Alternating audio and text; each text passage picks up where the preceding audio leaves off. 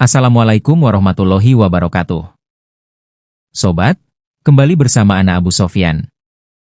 Pada kolom komentar ada yang bertanya, kenapa gak belajar di Mekah dan Madinah saja?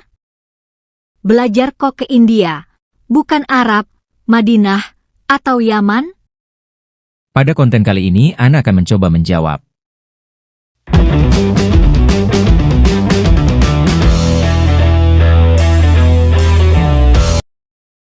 Pertama, tempat belajar. Sobat, yang namanya belajar, tentu kita harus belajar sama yang ahlinya. Kita ambil contoh sepak bola, Inggris mengklaim kalau sepak bola dilahirkan di negaranya. Mereka memiliki banyak akademi berkualitas, tentu dengan pelatih dan staf yang berkualitas. Akademi tersebut melahirkan banyak pemain terkenal. Salah satunya Manchester United, yang melahirkan Class of 92. Banyak yang belajar sepak bola di sana, untuk menjadi pemain hebat.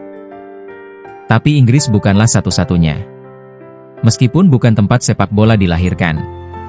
Spanyol punya banyak akademi hebat, pelatih hebat, tujuan belajar sepak bola. Seperti Akademi Barcelona dengan jebolan seperti Messi dan Yamal. Di Belanda ada Ajax Amsterdam yang memiliki jebolan yang tak terhitung jumlahnya.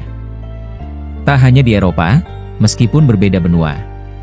Brazil dan Argentina juga memiliki banyak akademi hebat. Pelatih dan staf yang hebat pula. Idaman menuntut ilmu sepak bola. Baik Inggris, Spanyol, Belanda, Brazil, Argentina, mereka memiliki atmosfer yang baik untuk belajar sepak bola. Dalam agama pun seperti itu, dalam belajar agama tentu kita akan belajar pada ahlinya atau ulama. Baginda Nabi Muhammad yang pada awalnya di Mekah lalu hijrah ke Madinah. Mekah dan Madinah menjadi tempat pertama dakwah Rasul. Tempat Islam dilahirkan. Hingga Mekah dan Madinah menjadi pusat agama Islam. Sampai sekarang Mekah dan Madinah menjadi tempat dambaan menuntut ilmu agama, dengan banyaknya sekolah, kampus, universitas dan tentu saja ulama di sana. Seiring berjalannya waktu, Islam semakin berkembang. Ulama-ulama juga tersebar di banyak tempat, di banyak negara. Sehingga muncullah pondok dan universitas yang berkualitas untuk belajar agama, selain Mekah dan Madinah. Di Mesir, salah satunya ada Al-Azhar Kairo. Tempat di mana Ustadz Abdus Somad menuntut ilmu. Tak hanya Mesir, ada banyak negara yang menjadi idaman menuntut ilmu agama Islam. Seperti Maroko, Yaman, Sudan, serta negara lainnya. Tak hanya di Arab, di Indonesia juga banyak pondok bermutu seperti Temboro, Tebu Ireng, Gontor, dan lain-lain. Dengan kiai dan ustadz yang tak perlu diragukan lagi kualitasnya. Yang tak banyak kita tahu. Selama ini yang terfikirkan oleh kita saat mendengar kata India, yaitu Bollywood, film India, tari-tarian. Padahal berdasarkan data Times Prior, populasi muslim di India pada tahun 2025 mencapai 224 juta jiwa, selisih 22 juta jiwa dari Indonesia yang berjumlah 246 juta jiwa. Di India juga ada pondok masyhur, tempat favorit menuntut ilmu agama. Yang salah satunya bernama Deoban. Tentu dengan pengajar-pengajarnya yang juga masyhur. Kedua, belajar dakwah.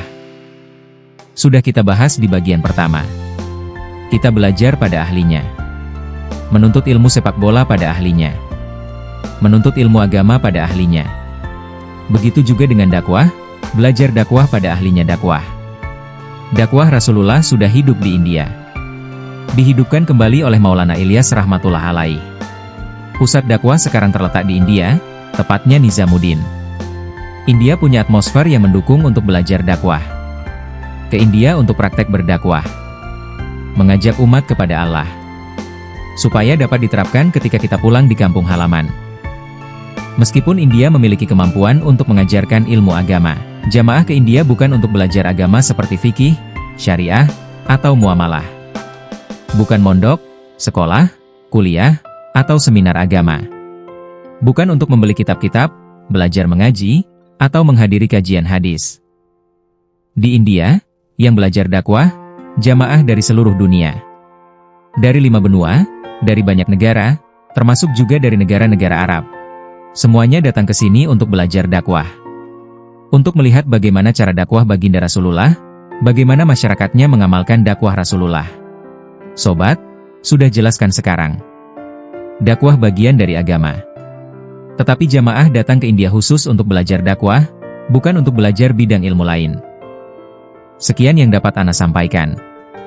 Semoga dapat menambah kepahaman. Benar datangnya dari Allah. Salah dari kebodohan Ana. Kalau ada kesalahan dalam konten ini mohon bantu koreksi di kolom komentar. Wassalamualaikum warahmatullahi wabarakatuh.